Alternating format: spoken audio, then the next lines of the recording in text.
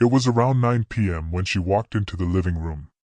I had the TV on, half watching some show, and she stood there for a moment, holding her phone like she was deciding something important. I felt it in the air before she even opened her mouth. "Hey, babe," Emily said, her voice casual, too casual. "I'm going out tonight." I looked at her. Emily, my wife of 6 years, stood there in her coat, hair freshly styled, like she was heading to some kind of high-end cocktail party. But there was no party. I knew she wasn't supposed to have plans tonight. "Out where?" I asked, playing it calm, even though something inside me twisted. She usually went out with her friends on the weekends, but tonight was different, midweek, random, no heads up. She paused, gave me a strange look I couldn't read, then said, "I'll be staying the night with someone." My heart stopped. What the hell did she just say? "Who?" I asked, my voice quieter than I expected, but she was already moving, picking up her keys from the counter, acting like this was the most normal thing in the world. "Does it matter?" she responded. I got up from the couch, staring at her in disbelief, but she didn't slow down. She didn't even look at me directly. It was like she was operating on autopilot, a version of her I didn't know. My mind scrambled, trying to make sense of what I had just heard, but I couldn't keep up. She gave no explanation, no guilt, no excuses, just that damn line. "I'll be staying the night with another man." And then, like some cheap scene out of a bad movie, she was gone. She left just like that. No argument, no screaming match, no fight. The door shut behind her, leaving an echo of silence in the house that felt too loud, almost deafening. For a few minutes I just stood there, staring at the door. There was something eerie about how calmly she walked out, like this was already decided, and there was nothing I could do. My hands were shaking, and I hadn't even processed yet whether to be pissed off or just devastated. It was like the air had been sucked out of the room, and I couldn't breathe. Then the real twist hit me. I wasn't going to just sit there, not this time. She thought she could just walk out, and I wouldn't question a thing. I grabbed my phone, keys, and jacket. My chest was pounding, adrenaline kicking in like a jolt to my system. There was no way in hell I was letting this play out without answers. I was going to follow her. I threw on my jacket, moving fast, the adrenaline burning away the numbness. My brain was screaming, "What the hell are you doing?" But my legs kept moving. This wasn't some scene you just let play out. My wife had just told me she was staying the night with another man, and then walked out the door like it was nothing. She didn't even try to hide it. That's what hit me the hardest. It was like she didn't care enough to even cover her tracks. She left it there like a challenge, and I wasn't about to let that slide. I stepped outside into the cold, and there she was, walking to her car like she had all the time in the world. I stayed in the shadows of our driveway, watching as she got in. The headlights of her car flicked on, cutting through the dark. She reversed out of the driveway, and I slipped into my own car, the engine rumbling to life. I kept my distance, not even sure how far I'd take this, but I needed to know where she was going. Who the hell was this guy? As we hit the main road, I kept a few cars behind, but close enough to keep her in my sights. I was tense, hands gripping the wheel, my eyes locked on her taillights. She turned left, then right, weaving through familiar streets. And a part of me thought maybe she was going to a friend's place. Maybe this was all some messed up misunderstanding. But when she pulled into a hotel parking lot, everything inside me went ice cold. I parked a few rows back, engine still running, staring at her through the windshield. She got out, casually checking her phone as she headed for the entrance, no hesitation. She didn't look back once. The lights of the hotel cast long shadows across the parking lot, and I felt my chest tightening like the walls of my world were closing in. I sat there, frozen, not sure what to do next. My mind was spinning. I wanted to charge in after her, grab her by the arm, demand answers, but another part of me wanted to sit there, take a deep breath, and try to piece together what the hell had gone wrong. How had we ended up here, in a hotel parking lot, with my wife meeting some stranger like she didn't even care about me or our life together? Just as I was about to make a decision, I saw it. A guy walked out from the lobby doors, tall, broad-shouldered, clean-cut, probably early 30s. He had a stupid smile on his face, and there she was, walking right up to him. They hugged, standing too close for it to be anything innocent. My stomach churned, rising in my throat as I watched them, like I was a stranger in my own life. This wasn't Emily. This wasn't the woman I thought I knew. This wasn't us. And then, just like that, they disappeared into the hotel together. For a second, I thought I'd black out from the rage boiling inside me. My fists clenched around the steering wheel so hard my knuckles went white. I felt like everything I'd ever believed about our marriage had just been ripped apart in front of me. This wasn't a mistake. Wasn't some drunken misunderstanding. This was planned. She had walked out on me to meet another man at a hotel, cold, calculated, and shameless. I got out of the car before I even knew what I was doing, slamming the door behind me, walking straight toward the entrance. My feet were moving faster than my mind could keep up with. I didn't care about being quiet or sneaky anymore. What was the point? They were inside together, and I was going to end this here. The automatic hotel doors slid open with a quiet whoosh, but inside, it felt like my heart was pounding loud enough to drown it all out. I stormed past the front desk, ignoring the receptionist's polite, "Can I help you?" and headed straight for the elevators. They'd gone up, I was sure of it. I didn't know which floor, but I knew Emily. She was the type who'd book something on the top floor, trying to make it all feel special. And it hit me, this wasn't new for her. The calm way she'd walked out, the confidence in how she met this guy like they'd done this before. The thought made my blood boil even hotter.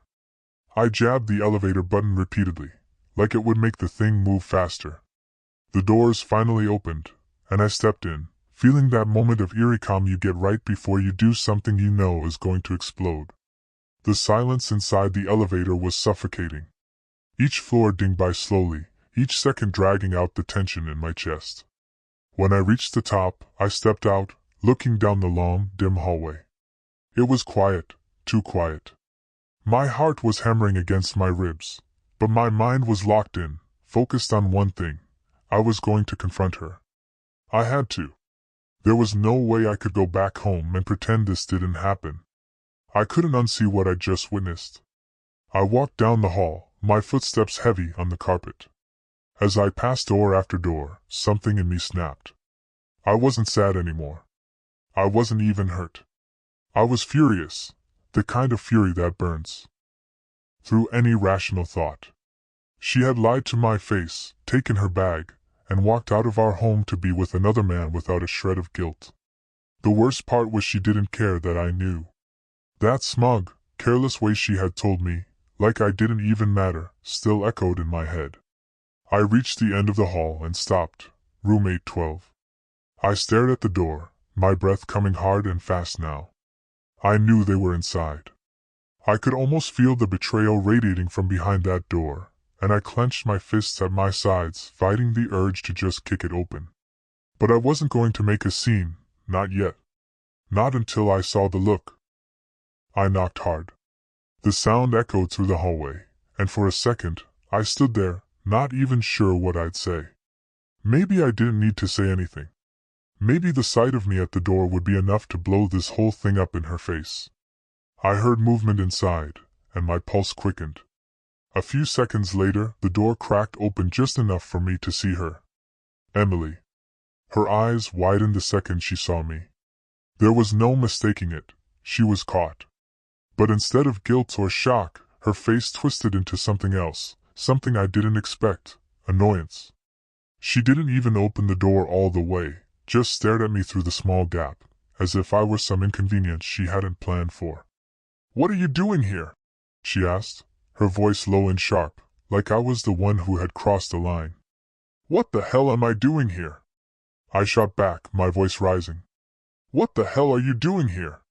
She rolled her eyes like I was some idiot bothering her on her day off. "I told you where I was going," she said, still holding the door half shut. "You didn't listen. That's your problem, not mine." My problem? Was she serious right now? You told me you were staying with another man, I said, stepping forward, trying to push the door open, but she held it firm, blocking me from coming inside. You think that's something I'm just supposed to accept? That I'm going to sit at home while you're here doing? I couldn't even finish the sentence. My throat tightened with the disgust of it all. Emily sighed like she was tired of this already. Look, it's none of your business. I don't have to explain myself to you. I couldn't believe it, the arrogance, the complete lack of remorse. She didn't even try to deny it, didn't try to spin some lie. No excuses, just pure cold indifference. My blood was boiling. I pushed harder on the door, but she stepped back, finally letting it swing open. And there he was, the guy from the lobby, standing in the middle of the room, casually slipping his watch back on like he hadn't just been part of tearing my life apart. He didn't even look embarrassed, just uninterested, like I was some background noise he didn't care about. What's up, man? He said with a shrug, barely even glancing my way, like I was just a mild inconvenience. That was it. That was the moment everything broke. All the pain, the confusion, the rage, it all came pouring out at once. I stepped toward him, fists clenched, ready to tear him apart, but Emily stepped in front of me, blocking my way with a cold, angry stare. Don't, she warned, her voice colder than I had ever heard it. You don't get to be angry. You don't get to act like the victim here. Victim? I choked on the word, completely stunned by her words. You lied to me. You walked out on me, and now I'm standing here, watching you with this piece of... I stopped myself, trying to hold it together. And I'm supposed to just be okay with it. You're pathetic, she spat, her words sharp as a knife. This isn't about you. It hasn't been about you for a long time. Stop acting like it is. For the first time, it hit me. She wasn't sorry, not even a little bit. She didn't care how much it hurt. Didn't care that she was tearing everything we had to pieces. In her eyes, I was already history. Her words cut through me like a knife, but what shook me wasn't the anger. It was the calm in her voice, the cold certainty in her eyes. She didn't flinch, didn't even try to defend herself. There was no guilt, no shame, just a sense of finality, like I was an inconvenience she was already done with. And I couldn't comprehend it. How did we get to this point? How did she get to this point? But then, right there, something inside me snapped, the part of me that still clung to hope, that thought maybe this was a nightmare I could wake up from, shattered completely. She had made it clear. I wasn't even a factor in her life anymore. The Emily I thought I knew was gone. This woman in front of me, who had once promised me love and loyalty, was a stranger. A cold, heartless stranger who didn't care if I burned alive right there. You really don't give a damn, do you? I asked, my voice low and shaking. I could barely recognize myself. It was like I was watching from outside my own body, the fury and disbelief twisting together into something I couldn't control. Emily folded her arms, rolling her eyes like I was a child throwing a tantrum. I've told you before, this isn't working. You just never wanted to listen, so I moved on. Moved on? I laughed bitterly, but there was no humor in it. You don't move on by sneaking off to hotel rooms with another guy while you're still married. You didn't even have the guts to end things properly. You just left. Because I was done, she said, her voice steady. I've been done for a long time, but you wouldn't accept it. So yeah, I found someone else. I didn't owe you an announcement. She made it sound so simple, like I was the one who was unreasonable for expecting basic decency. My fist clenched at my sides, and I took a step closer, trying to keep myself from exploding. You couldn't even respect me enough to end it? You had to sneak around, lie to my face, and then walk out like I was nothing. That's how little I meant to you. For a second, I thought I saw something flicker in her eyes. Maybe it was guilt. Maybe it was just annoyance. But then it was gone. She shrugged, her voice casual and cruel. You were convenient. That's it. Convenient. The word hit me like a punch to the gut. All the years we spent together, the moments I thought meant something, just convenient to her, I felt a coldness settle into my bones, replacing the anger with something darker. There was no coming back from this. You could have left, I said, my voice shaking. You could have told me. But instead, you chose to tear everything apart in the worst way possible. She rolled her eyes again, exasperated. God, you're so dramatic. You act like this is some huge betrayal. People fall out of love. It happens. Grow up. I looked at her, really looked at her, and realized she wasn't the woman I built my life around. She was selfish, cold, and I'd been blind to it for too long. Then the guy, the one who had just been standing there like none of this mattered, decided to speak up. Look, man, it's not that deep. People move on. It sucks, but it happens. It wasn't the words. It was the casual, almost bored way he said it, like this was just another Tuesday for him. Like the destruction of my marriage, my life, was nothing but a minor inconvenience. I could feel the rage bubbling back up, hotter this time, and before I knew what I was doing, I took a step toward him, fists tightening. You stay the hell out of this. I snapped, my voice dangerously low. This is between me and my wife. But Emily stepped in front of him, like she was defending him.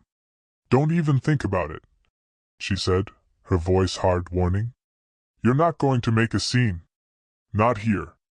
I stopped, glaring at her. A scene? You're worried about a scene? After all this? After you walked out on me, lied to my face, and stood here defending this guy? She didn't flinch. I'm worried about you making a fool of yourself. But then again, you're good at that. That was it. That was the moment I realized there was no fixing this, no salvaging anything from the wreckage she had caused. The woman I loved was gone, replaced by someone who didn't even see me as human anymore, just an obstacle in her new, shiny life. I backed up, the weight of everything crashing down on me all at once. My hands fell to my sides, the fight draining out of me. There was nothing left to fight for. She had destroyed it all. Fine, I said quietly, my voice hollow. You win. I'm done. For the first time, I saw a flicker of something in her eyes, maybe surprise, maybe relief. But it didn't matter anymore. Nothing she did or said mattered. I turned around and walked out, leaving her and that guy in their hotel room, in their little bubble of betrayal. As I walked out into the cold night, something shifted inside me. The anger was still there, but it wasn't burning anymore. It was like embers simmering just under the surface, waiting for the right moment to explode. But I was done with them. Done with her. The only thing left now was to decide how I was going to burn it all down. I got in my car and slammed the door shut. The thud echoed through the empty parking lot. My hands gripped the steering wheel so tight I thought the leather would tear. I could still see the hotel in my rearview mirror, that sterile, emotionless building that now felt like the graveyard of my marriage. Emily was up there with him, probably not even thinking twice about what had just happened. I sat there, engine idling, staring straight ahead. I didn't move. Didn't even blink. My mind was blank, like everything inside me had short-circuited. The fury that had consumed me in that room was now replaced by a suffocating emptiness. I didn't even know what to feel anymore. Anger, sadness, betrayal. It all blended together into a heavy, crushing weight. She had killed our marriage with one sentence. I'll be staying the night with another man. And I had stood there helpless, while she twisted the knife over and over. How had I let it get this far? How had I missed the signs, the lies, the way she had slowly slipped away from me? But no, this wasn't about missing signs. This wasn't about me being blind.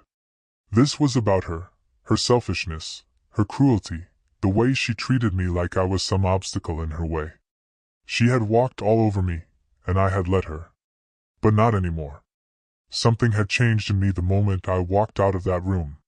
The sadness was still there, the pain, the loss, but there was something else now. Something colder. I pulled out my phone and stared at the screen. I had half a mind to call her parents, tell them exactly what their precious daughter was up to. But then I realized I didn't care about them either. I didn't want anyone's pity. I didn't want anyone telling me how sorry they were for me. No one could fix this. No one could make this right. Instead, I scrolled through my contacts, landing on the one person who had always been brutally honest with me, my best friend, Jason. He'd seen through Emily long before I had. I hated that he was right all along, but I needed to hear his voice. Needed someone to ground me before I spun out of control. I hit dial, and he picked up after 2 rings. "Hey man," he said, sounding half asleep. "What's up? Everything okay?" The second I heard his voice, everything came pouring out. The hotel, the guy, Emily's cold indifference, the way she had basically thrown our marriage in the trash. I talked faster than I could think, not even sure if I was making sense. By the time I was done, I was out of breath, and there was silence on the other end of the line. Jason finally spoke, his voice low and serious. "Dude, I don't even know what to say. That's messed up. But listen, are you okay? Where are you right now?" "I'm in my car outside the hotel," I said. I didn't know where else to go." He paused, and I could hear the gears turning in his head. "You need to get out of there right now. Don't sit outside that place, man. It's only going to mess with your head more. Come over, we'll figure this out. But first, get the hell away from that hotel." I knew he was right. Sitting there, staring at the place where she was betraying me, wasn't going to help. It was only going to make the fury grow, and I didn't trust myself to keep it in check. So, I put the car in gear and pulled out of the parking lot, leaving that miserable place behind me.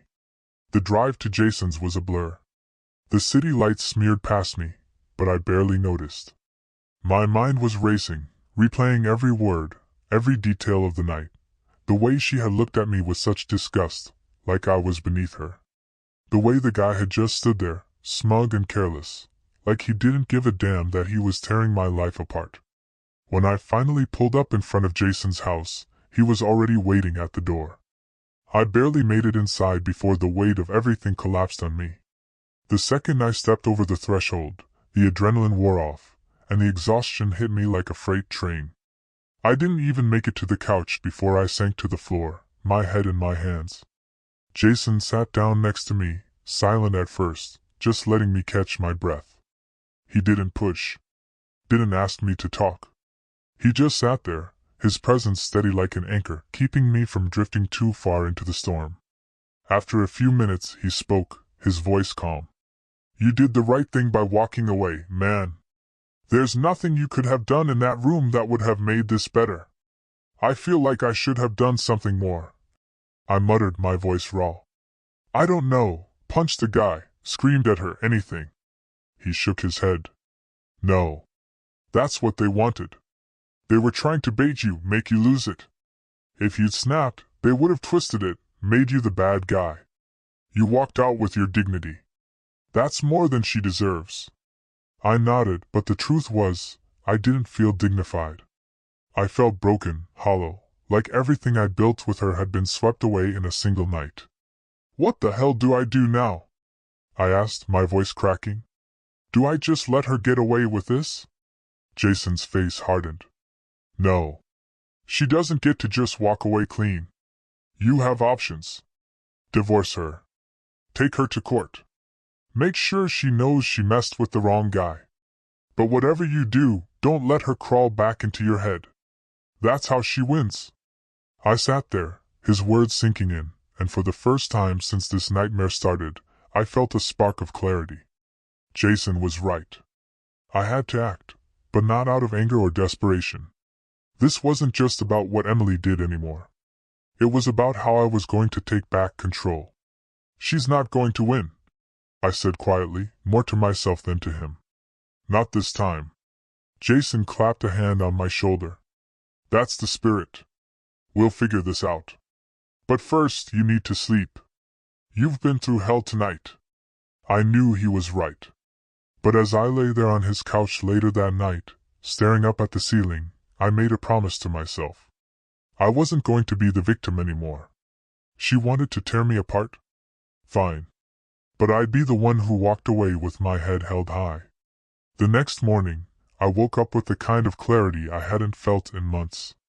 Lying there on Jason's couch, the dull ache in my chest was still there, but now it was sharper, more focused. The pain had turned into something else, something that made me want to act, to take control. The shock of Emily's betrayal had worn off, and now all I could think about was how I wasn't going to let her walk all over me anymore. She thought she'd already won, thought she could move on like I was some forgotten chapter in her life. But she was wrong. I sat up, rubbing my face, still feeling the weight of the night before, but there was a plan forming in my head now. It wasn't just about getting revenge. It was about taking back control of my life, my house, my future. Emily had made her choice, and now it was time for me to make mine. Jason was already in the kitchen brewing coffee. When he saw me, he didn't say anything at first, just slid a mug across the counter. "How you feeling?" he asked, finally leaning back against the counter. "Not good," I admitted, taking a sip of the coffee. The bitterness snapped me awake, but it was better than last night. "I've been thinking. I can't just sit around and wait for her to screw me over again. I need to act before she does." He nodded like he'd been expecting that. "You're right. She's not going to make this easy for you, and from what you've told me, she's already checked out. You have to assume she's planning her next move." I set the mug down, the wheels in my head turning. "First things first, I need to lock down everything on my end, finances, the house, everything. I don't trust her not to try to take half of what I've built. Hell, for all I know, she's been planning this for a while." Jason gave me a serious look. "Do you have a lawyer?" "Not yet, but that's my next call." We spent the next hour going over the basics, steps I needed to take, things I hadn't even thought about. Jason had always been practical, and right now, that was exactly what I needed. As much as I wanted to storm back into that hotel and tear everything apart, I knew that wasn't going to help. If Emily was going to be this cold and calculated, I had to be twice as sharp. As soon as Jason left for work, I made my first call to a divorce attorney. The conversation was short, professional. I didn't tell the lawyer everything, just the essentials. I needed to file for divorce immediately, protect my assets, and make sure Emily didn't get to sink her claws into anything else. She had made it clear she didn't give a damn about me, so why should I keep playing fair? After I hung up, I felt this strange sense of calm. It was like I had finally taken my first real step toward moving forward. I wasn't just reacting anymore. I was making the first move, and that felt good. It felt like I was getting a grip on things again, like I wasn't drowning in the chaos she'd left behind. But as much as I was focused on protecting myself, there was one more thing I had to do, something personal. I wasn't just going to disappear from her life like she expected. Emily was going to feel this the way I had felt it last night. I wanted her to know I wasn't the weak, clueless husband she thought I was. I grabbed my phone and pulled up her number, hesitating for a second. Then I sent her a text, short and to the point. "I filed for divorce. You can stay with him." It felt like a punch I'd been holding back finally landed. I imagined her reading it, sitting next to that guy, thinking she'd gotten away with everything, only to have her perfect little world interrupted. I wasn't going to be her safety net anymore. She could have her new life, her new man, but she wasn't getting any part of me in the process. A few minutes passed, no reply. Fine by me. The silence was almost more satisfying. That evening, I headed back to the house. I knew she wouldn't be there yet. She was probably still with him, pretending like nothing had changed. But everything had changed. As I walked through the door, the place felt different, empty, but not in a bad way. It was like the weight of her presence was gone. The suffocating tension that had filled our house for months had finally lifted. I went through the rooms, gathering up anything of hers that was still lying around, her clothes, her books, her stupid little knickknacks that cluttered the place. I threw them all into a box, each item feeling like a weight being lifted off my chest. This was my space now. I was reclaiming it, piece by piece. As I packed away the last of her things, my phone buzzed on the counter. A text. I knew it was her before I even picked it up. "Emily, we need to talk." I stared at the screen for a long moment, feeling a strange sense of satisfaction. Now she wanted to talk. Now that I'd made it clear I wasn't playing her game anymore. Too late for that. I didn't respond. I wasn't going to give her the satisfaction of thinking she could manipulate me again. Let her squirm. Let her wonder what my next move was. She had no power here anymore. I set the phone down and grabbed the box of her things, heading for the front door. I had no intention of letting them sit in my house any longer. I was done with her, done with the lies, the betrayal, the games. I was ready to burn every last bridge if that's what it took. And as I threw the box into the trunk of my car, I felt it, the first real taste of freedom. She wasn't going to win. Not this time. I drove across town, the box of her stuff rattling in the trunk. The streetlights flickered by like quiet spectators. My hands gripped the wheel tighter than I needed to, but it was the only thing grounding me at this point. Emily's text, "We need to talk," was playing over and over in my head like some stupid, mocking echo. Now she wanted to talk. Now that I'd filed for divorce. I wasn't stupid. This wasn't about reconciliation. She wasn't sorry. She'd never be sorry. This was about control, about her trying to regain the upper hand now that she realized she wasn't in charge anymore. But I wasn't going to let her pull me back into her game. I had already decided I was done being her pawn. The plan was simple: drop her stuff off at her friend's place. Her best friend, Claire, lived about 10 minutes away, and I figured Emily would end up there sooner or later. Claire always had her back, no matter how messed up things got. They were close in that way, where loyalty trumps morality. I didn't care. Claire could take all her stuff and keep her as far from me as possible. When I pulled up in front of Claire's house, I grabbed the box from the trunk and walked it up to the porch. It was heavier than I thought, like it carried the weight of everything I was leaving behind. I rang the doorbell, waiting. A minute passed, then another. The door finally opened, and there she was, Claire, standing there with that same fake, sympathetic look she always gave me. She probably knew everything, even before I did. "Jake," she said, her voice soft, like I was some wounded animal. "What's going on?" "I'm done," I said, cutting straight to the point. "Here's her stuff. Make sure she gets it." Her eyes flickered between me and the box. "You're really doing this? You're just walking away?" I almost laughed. Walking away? If only it had been that easy. She made her choice. I'm just clearing out the rest of it. Claire hesitated, like she wanted to say something, but thought better of it. "I'll make sure she gets it." "Good." I turned and started walking back to my car. But before I could make it off the porch, her voice stopped me. "She never thought you'd actually do it, you know. She didn't think you'd be the one to leave." I froze. There it was, the truth slipping out in a moment of honesty. Emily thought she had me wrapped around her finger, thought I'd keep hanging on no matter what she did. Well, she was wrong. I'm not waiting around for her to destroy what's left, I said over my shoulder, without looking back. I got in my car, started the engine, and drove away, leaving Claire and all that baggage behind. The streets were quieter now, emptier, and for the first time in a long while, I felt like I was actually moving forward, literally and figuratively. But as I turned onto the main road, my phone buzzed again. Another text. I didn't want to look at it, but curiosity got the better of me. It was from Emily again. "Meet me at the house now."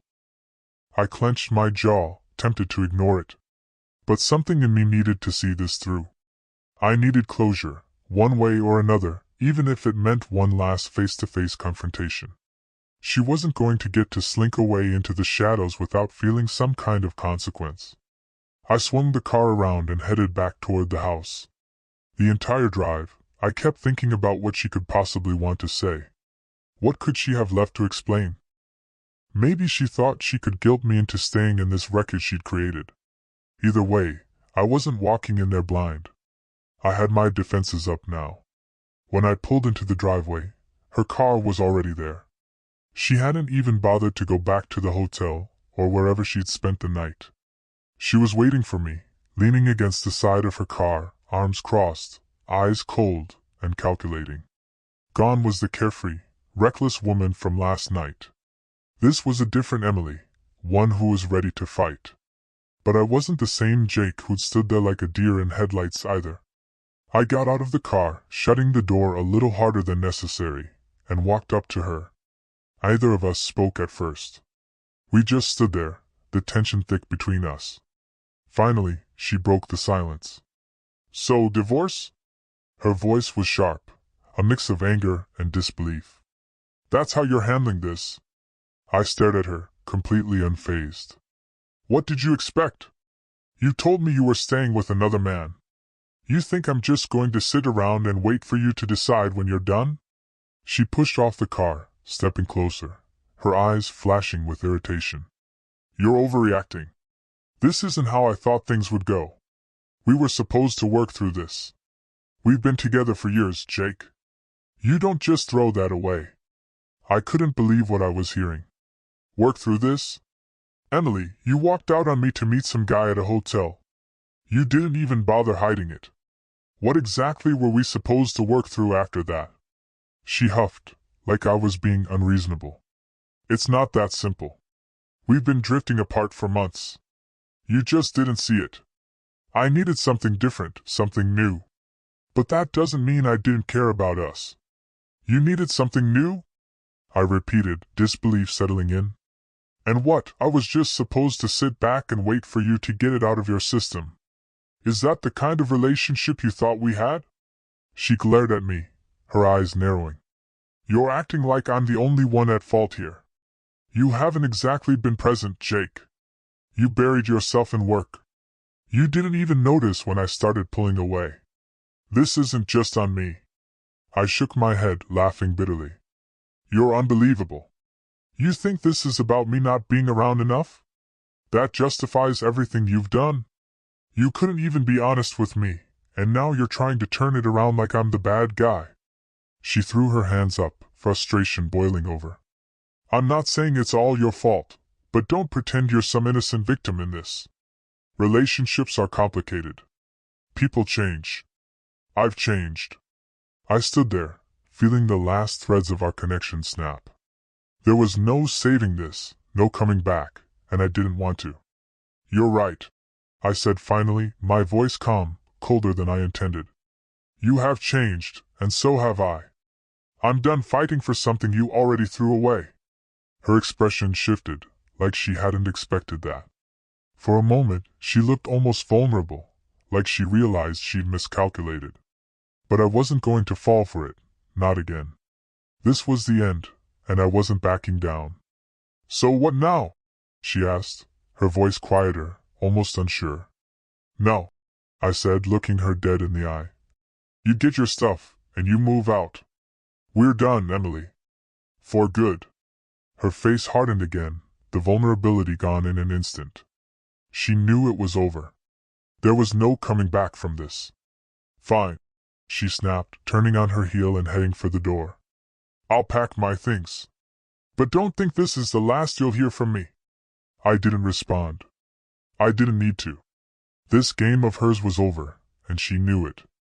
As I watched her walk into the house, I felt a strange sense of peace settle over me. I wasn't afraid of her anymore. The house was dead quiet once she walked inside, the air thick with the finality of everything that had just happened. Emily went straight to the bedroom without a word, and I didn't follow. I just stood in the living room, leaning against the wall, letting the silence settle around me. It was strange how peaceful it felt now that I'd finally said the words I'd been holding in, "We're done." There was no going back.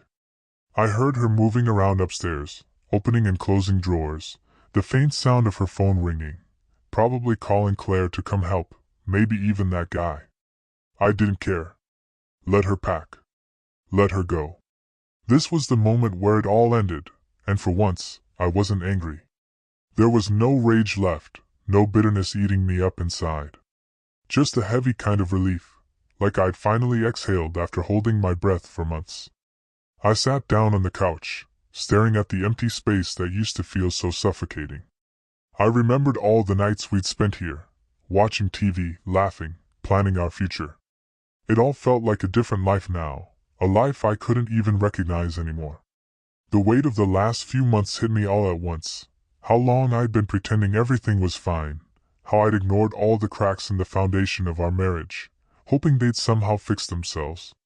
But nothing could fix this, and the truth was, I didn't want to fix it anymore. After about half an hour, I heard her coming back down the stairs, her footsteps fast, purposeful. When she appeared at the doorway, she was holding 2 bags, her face set in a cold, indifferent expression. She didn't look at me, not directly. She just stood there for a second, as if waiting for me to say something, maybe expecting some last-minute fight, some plea for her to stay. But there was nothing left to say. No more games. No more words. We both knew it was over. "I'll send someone for the rest of my stuff," she said, her voice flat. "I don't want to come back here again." "Good," I replied, not even looking at her. "Neither do I." She hesitated, just for a second, like she might say something more, but then she turned and walked out the door, bags in hand, leaving the house and our life behind her. The sound of the door clicking shut was like a final, irreversible moment, the punctuation marked at the end of a story that had dragged on far too long. I didn't get up to watch her drive away. I didn't need to. I knew this was it. She was gone. For a long time, I just sat there, staring at nothing, letting the reality of it all sink in. Emily was out of my life now, and though it felt strange, it also felt right. She wasn't the woman I had fallen in love with anymore. Maybe she hadn't been for a long time, and I was just too blind to see it. But now, with her gone, it was like I could finally breathe again. The house felt bigger, lighter, like a weight had been lifted off the walls themselves. Eventually, I stood up and walked through the house, noticing how empty it felt without her things. The silence wasn't suffocating anymore, it was calming.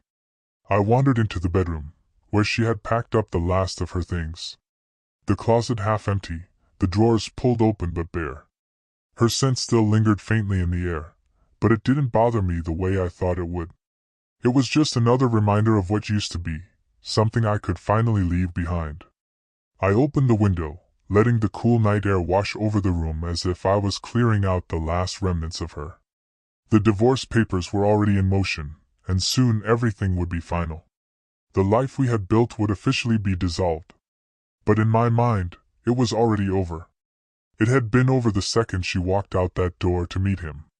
Later that night, I sat down at the kitchen table, a beer in my hand, staring out into the quiet street. For the first time in months, I felt the weight of the future pressing down on me. But this time, it didn't feel terrifying. It felt open, like a blank page waiting for me to write the next chapter. I wasn't sure what would come next. There was still so much to figure out, how to rebuild my life, what the next steps would be. But for the first time, I felt like I had control again. Emily had made her choices, and now I was making mine. I wasn't the broken man she expected me to be. I wasn't sitting here, wallowing in self-pity, waiting for her to come back. I was moving forward, and that was something she couldn't take from me. As I finished my beer, I couldn't help but think about everything I had learned from this mess, about how much I had ignored, how much I had let slide, all because I was afraid of facing the truth. If there's one thing I could tell anyone going through something like this, it would be this: don't wait until it's too late. Don't ignore the signs. Don't let someone else control your life, your happiness. If they don't respect you, if they're lying to you, walk away. You deserve better. I stood up, tossed the empty bottle in the trash, and looked around the house one last time. It felt different now, not a reminder of what I'd lost, but a symbol of what I'd gained: freedom, clarity, a future where I wasn't constantly questioning if I was enough. And as I walked upstairs, ready to collapse into bed, I smiled to myself. For the first time in a long while, Emily was gone, but I was still here. And for the first time, that felt like enough.